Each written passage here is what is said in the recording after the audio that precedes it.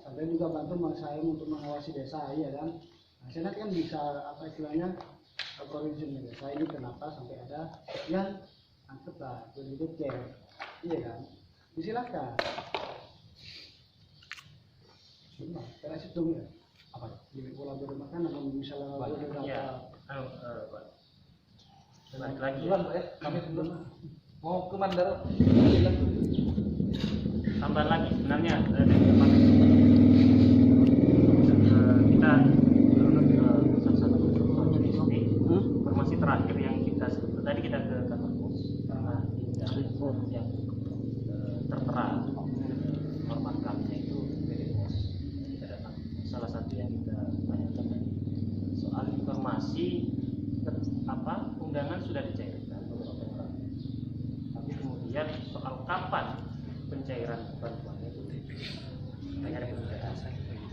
Itu pun masyarakat dapat informasi bukan dari penanggung jawab undangan kantor pos, tapi dari otoritas desa. Nah, itu yang kita tanyakan. Soal BST sebetulnya yang kita perlukan juga ini, karena kita kan mesti membuat mesti kita ini mengontrol ya, mengawasi proses itu. Nah, maksud kita di lapangan itu soal BST saja, misalnya soal BST ada beberapa warga penerima yang undangannya itu sengaja ditahan dan dikasih karena soal identitas yang berbeda, undangan satu. Kemudian ada fakta lainnya, misalnya ada di undangan nama itu tapi orangnya tidak ada di lokasi atau ada yang meninggal. Nah, maksud saya informasi yang seperti ini kita khawatirkan ini penilaian dan klaim pihak desa ataupun pihak pos. Maksud saya kita butuh kecamatan untuk semacam data yang bukan tidak bisa dirubah, tapi maksud saya ada salinan data yang bisa kemudian informasikan ke masyarakat, biar kemudian pelaksana di lapangan ini tidak sekedar menilai bahwa ini beda nicknya, beda identitasnya, ada perubahan, kemudian sudah meninggal, tidak ada di lapangan, tidak ada di lokasi. Itu maksud saya, maksud kita datang ke sini dalam posisi ikut bagaimana kemudian langkah monitoringnya. Artinya harapan kita, kalaupun data ini memang tidak bisa diubah seperti yang disampaikan tadi, paling tidak ada keterlibatan monitoring dalam artian juga terlibat dalam publikasi data, biar kemudian pelaksana yang di lapangan yang selama ini bergerak itu tidak sembarang mengklaim, menilai bahwa ini tidak ada di lapangan atau identitasnya berubah atau segala macam. Itu yang kita butuhkan pembandingnya, biar kita sama-sama mengontrol bahwa misalnya kalau yang bertugas memberikan undangan mengatakan ini meninggal, memang meninggal, hanya perlu data kontrol. Itu yang kita harapkan sebenarnya soal pencairan BST. Nah, soal keterlibatan, soal keterlambatan, informasi terakhir yang kita dapatkan dari pihak pos tadi itu katanya instruksi kabupaten bahwa maksimal informasinya sampai akhir Juni, dan itu akan diberikan dalam 1 kali 1.800 suci. Yang penting kan soal clear, maksudnya benar-benar sampai.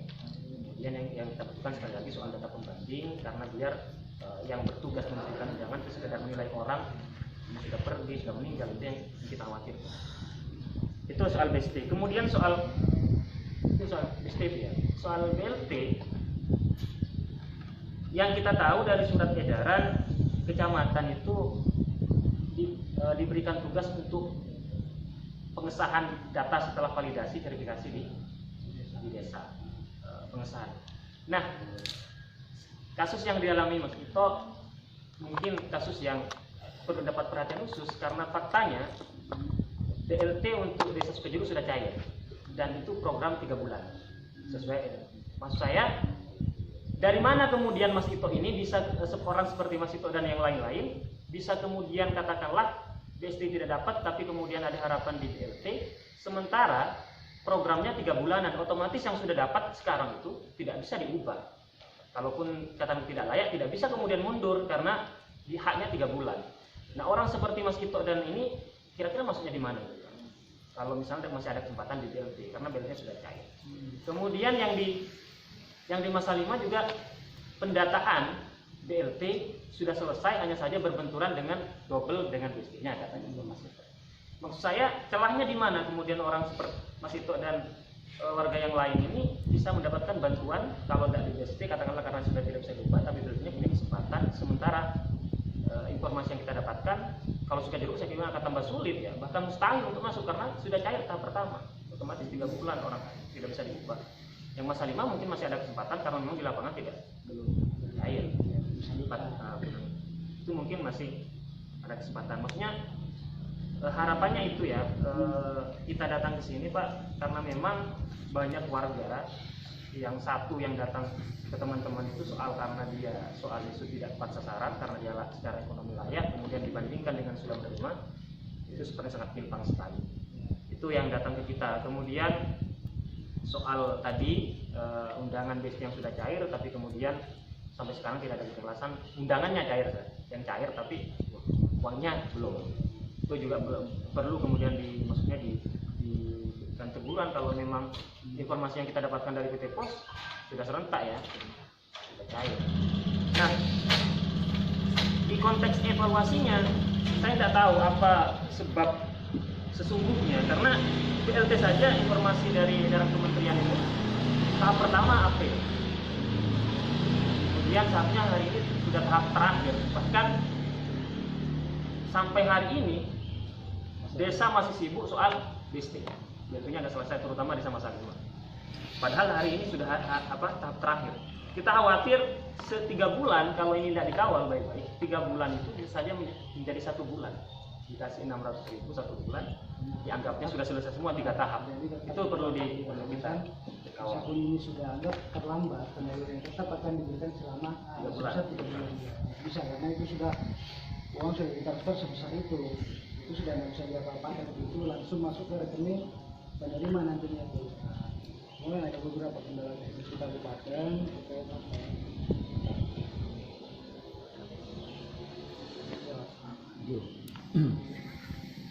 sudah saya SMS. Di SMS itu nomor itu.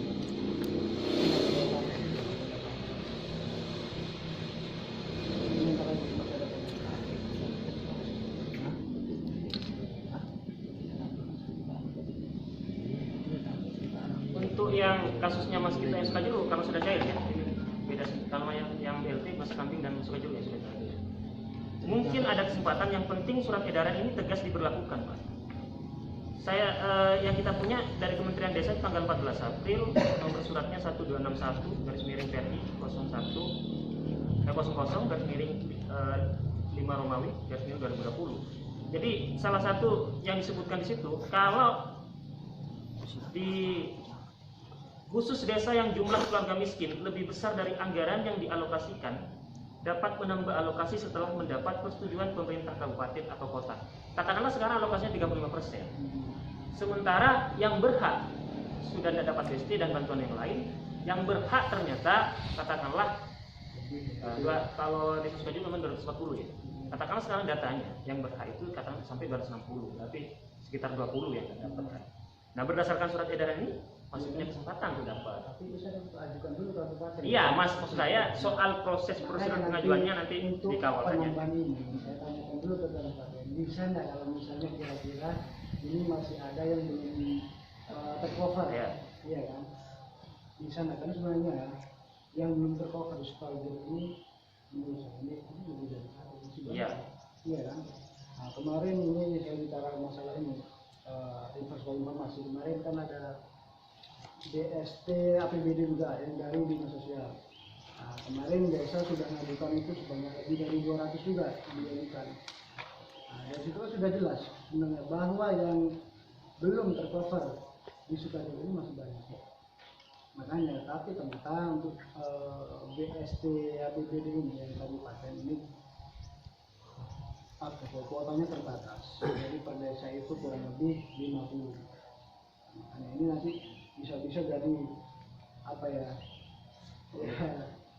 jadi boleh nggak? Jadi polemik boleh nggak di bawah ini. Nah, makanya untuk itu sudah sekedar masalah BST ya. Untuk BLT kalau memang misalnya nanti itu tidak tercover dari BST, kira-kira bisa nggak kalau dimasukkan ditambahkan gitu. Makanya itu nanti saya konsultasikan dulu ke kabupaten seperti itu ya. Karena kita tidak bisa bertindak sendiri. Artinya kalau kita baca surat edaran ini masih ada peluang lah gitu ya. Tapi apa namanya, surat ini benar-benar ditindaklanjuti.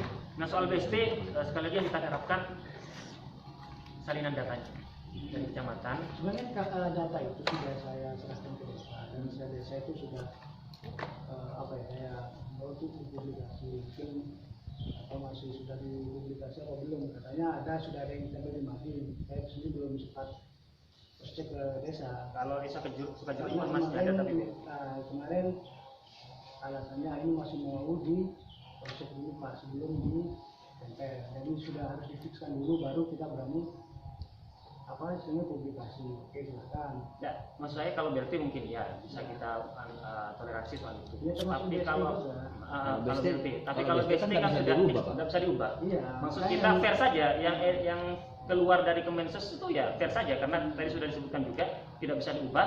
Yang fair saja maksud kita mau mengontrol kalau misalnya pelaksana di lapangan nahan undangan karena diklaim dinilai orang ini sudah meninggal atau tidak ketahuan lokasinya atau ada perubahan identitas, maksud saya kita bisa mengontrol dari itunya. Kalau katakanlah idealnya kalau di kecamatan juga dipublish, ditempel, biar yang di luar sana itu yang bertugas ini tidak sembarangan juga, kita bisa langsung kecamatan cek bahwa orang ini memang meninggal, bahwa orang ini memang bukan warga Masalima, warga Sukajuru misalnya, begitu maksud kita sebagai kontrolnya begitu. Itu yang kita butuhkan dalam waktu dekat, kalau harapannya itu segera bisa dilakukan. Saya kemarin kan juga minta tolong misalnya kemarin sama kalau misalnya ini silahkan, kalau misalnya mau bantu silahkan proses juga. Silahkan kalau memang ada yang tidak layak atau ada yang mau diusulkan silahkan ajukan. Saya terbuka. Makanya kayak Mas Ito ini tidak menang bahwa jadi ampunin aja ya saksa Mungkin ini Pak, tambahan dari saya agak kurang ngerti masalah pendataan di BSD. Di sini ada surat edaran dari sekretaris daerah ya. Jadi gini, saya hanya ingin menjelaskan saja. Ini tembusannya ke camat se-Kabupaten Sumedang terkait pendataan. Sehubungan dengan ini, hal tersebut diharap kepada saudara untuk melaksanakan pendataan. Itu BST yang kabupaten, bukan yang Kemensos. Dan saya bilang tadi, yang kuotanya itu ternyata problem yang terjadi di lapangan terkait pendataan ini ada yang double, ada pihak yang harusnya berhak dan tidak dapat, ada orang yang kaya yang tidak dapat.